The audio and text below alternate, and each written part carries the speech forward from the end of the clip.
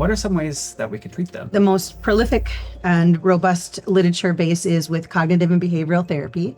And when you think about cognitions, it's how we think, what kind of thoughts are going through our mind, and then behavior. So how am I behaving?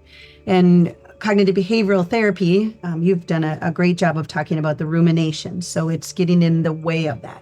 We develop different skills and strategies for kids, adolescents, adults to try to really challenge those beliefs and to try to recognize when my beliefs are really falling into that what if category or the worst case scenario, not avoiding. Avoiding feels good. It's very comfortable to back off of those things that cause us discomfort, but approach is the treatment. So we usually will develop a hierarchy. So what is it that I'm ultimately afraid of? Age dependent, we often will teach abdominal breathing. So how do I really take those nice deep breaths down here?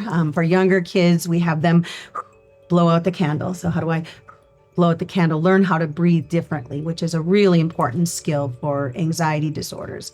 We also can teach meditation. We're not going to have our 4 or 5-year-old child go meditate for an hour, but we may have them learn some good mindful-based skills where they can come back to the present moment, or they can learn how to meditate even for a minute or two to really disrupt that cycle of anxiety. We want to have built into this coping resources and understanding that I can handle this. I have internal and external skills and resources that I can draw upon. So it sounds like a big basis behind the therapy interventions are challenging a lot of the anxiety thoughts or those irrational thoughts or those distorted thoughts, and then kind of retraining your body's response to the anxiety through that mindfulness. There are other ways to manage anxiety beyond therapy too. You know, we always talk about the importance of kind of our lifestyle, right? If we're anxious and we're ruminating, often our sleep isn't wonderful. So it's really important to really look at your sleep and your sleep-wakes schedule and, you know, why am I not sleeping beyond the anxiety thoughts? You know, am I watching TV? Am I exercising or eating right before bed? So sleep is super important. And then our diet as well. A lot of times when we struggle with anxiety or panic, we just feel unwell. And so then we don't have a good appetite. We're not eating, then we're not nourishing the body. And if we're not sleeping well, we're not eating well, we're not kind of repairing the brain. And a lot of times that anxiety gets much worse and we feel kind of really run down because of that.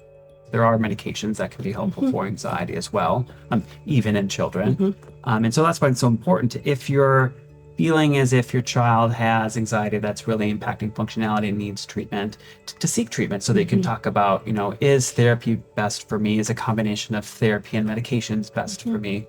Because it's not kind of one size fits all sort of approach in treating mental illness. Right. When it comes to resources, the American Academy, I know you're a psychiatrist, so the American Academy of Child and Adolescent Psychiatry has great resources, as well as the American Academy of Pediatrics. Or if I'm a parent, where would I start? That there are some specific sections that will help get us started. Thank you for spending the time together with us, learning more about anxiety disorders, and probably more importantly, what do we actually do? And thank you, Dr. Bigaouette. This time with us together is great. And we just want to thank you for listening and engaging with us today. Thank you.